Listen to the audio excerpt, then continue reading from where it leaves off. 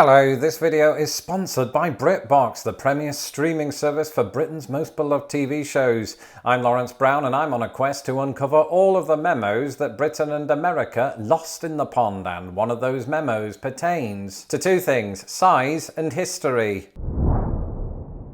Now, if you're a long-time subscriber of this channel, you may remember a few months ago that I did a video proclaiming the United States to be a small country. America can't be that massive. But there is one equally small problem with this assertion. It completely and utterly a little bit contradicts my pinned tweet, which reads, "The biggest difference between Britain and America is that Americans think 100 years is a long time and the British think 100 miles is a long way." It's a profound quote, but the big question I want to answer today is this: is it even true? Well, before I shock you into the next century, if you are new to this channel and love hearing comparisons between my two countries and you haven't had a chance to subscribe, do that now.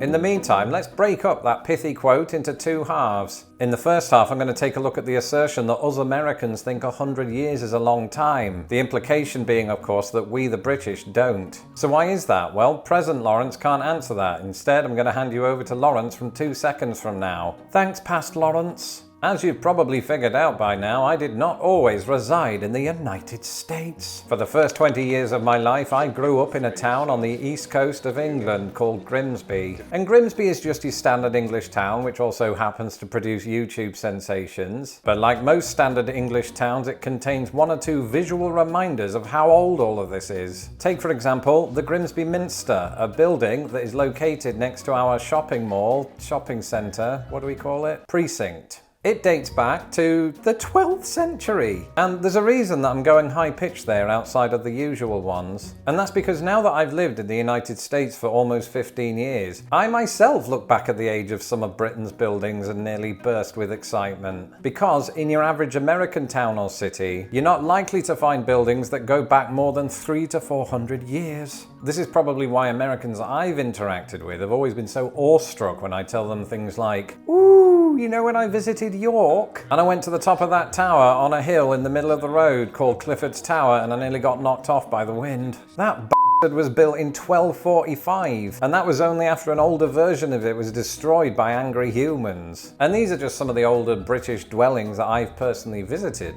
You go up to Scotland, to Orkney, where it's really cold, and there is a Neolithic farmstead called Knap of Howler, I hope I'm saying that right, that is, and I'm not making this up, 5,000 years old. But on this side of the pond, there is a massive counterpoint to all of this. Old Native American buildings. Did you know that in New Mexico there is a historic, what is essentially apartment complex called Taos Pueblo? And this is one of the oldest continuously inhabited communities in the United States. It was built possibly as long ago as 1,000 years, making it perhaps older than Clifford's Tower. And I know what you're thinking, "Ooh, Lawrence, Native American history predates US history, isn't that cheating?" Maybe, but technically Britain itself was only formed in the early 18th century, so you could argue that Clifford's Tower predates British history. That said, in most towns and cities in the United States, you won't easily find structures as old as this. Which is why Americans were probably surprised when I told them that the signing of the Magna Carta, which is a royal charter of rights, signed in 1215, may have been witnessed by someone who is still alive today. And when I say somebody, I mean a tree. This yew tree in Runnymede, England is said to have been present at the sealing of the Magna Carta and might be as old as 2,500 years. Which brings me on to my next counterpoint. The world's oldest tree is not in England or Scotland or Wales or Northern Ireland. It's in Eastern California. You see, us humans have a tendency to forget that life exists outside of our own species, and that this Great Basin bristlecone pine is older than the pyramids. Not to mention that America is also a place where they find a lot of the dinosaurs. And I'm not just talking about the Senate chamber. Okay, fine, but to keep it in terms that we understand, let's talk once again about humans. You see, in addition to old buildings and trees, Britain has entire historic towns. And they don't come much more historic than the mighty Colchester. Because Colchester, originally known as Camalodunum, is said to be the oldest recorded town in Britain.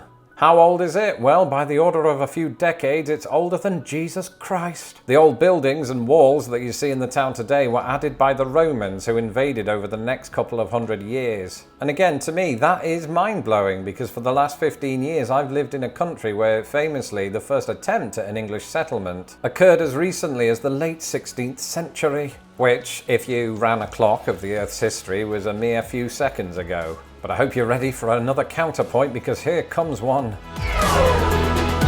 Here in the US, I've personally visited a complex and once highly populated historic settlement that was built not long after Colchester.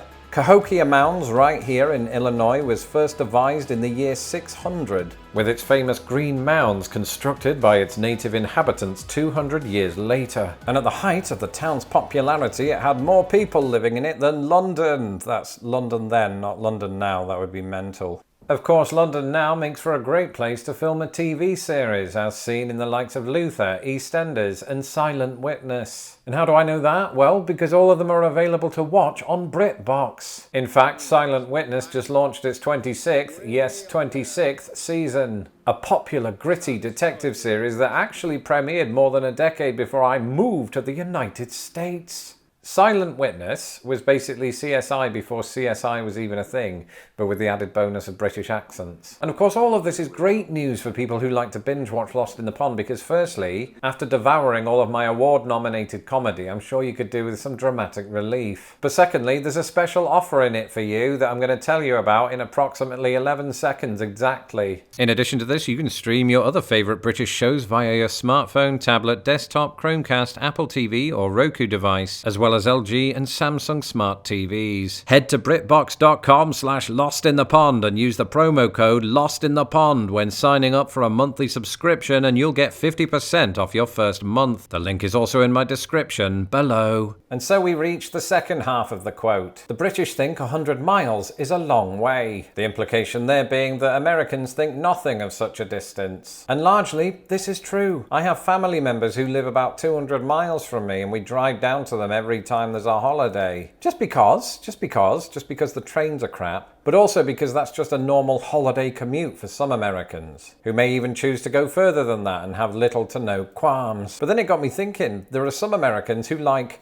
to run. I'm looking at you, Forrest. Yeah, run, not just to their mama's house, but from one coast of the United States to the other. And we're not just talking in the movies. There are actual humans who wake up one morning and go, I've got a plan. I'm going to run across the United States like a maniac. And if you want an idea of just how wide this country is, the fastest person to ever do it is a man called Pete Kostelnik. And even for him, it took 42 days to run from San Francisco to New York City. And as somebody myself who hasn't run since 1998, that sounds like an eternity. But it got me thinking about the most well-known long-distance run you can do in Britain. This is from John O'Groats in northern Scotland down to Land's End in the extreme end of Cornwall. And the quickest that anybody's ever run that distance is just over 9 days. And it got me thinking, either Britain has really slow runners, or counterpoint, the distance from north to south is much longer than I imagined. But more on that in a moment. Because first we have to acknowledge that in this very country, most people, like me, don't run. In fact, this is America, land of the automobile. Most people drive. So in the interest of distance, what is the longest that somebody can drive in this country while always remaining on the same interstate?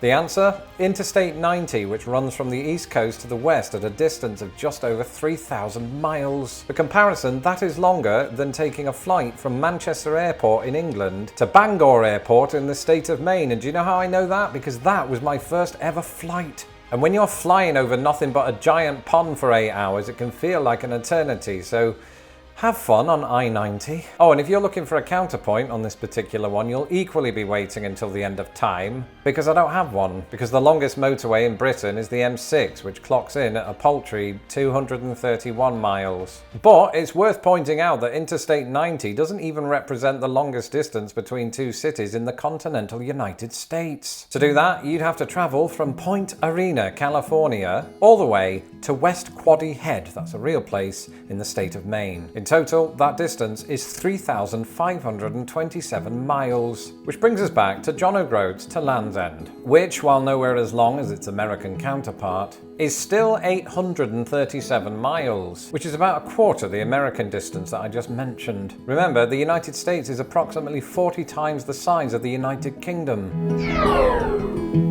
And so counterpoint, while Britain might be lacking in the girth department, it makes up for it with pretty decent length. Get your minds out of the gutter. And so, in conclusion, I would have to say that my pinned tweet is sort of correct. Americans do occasionally think that 100 years is a long time, until they think about it for a moment. This whole country is filled with ancient history, whether we're talking about human or natural. And the UK, while its people, my people, might be mad at me for consistently pointing out that it is in fact smaller than 11 different United States, it is also bigger than some of them, and longer than most of them.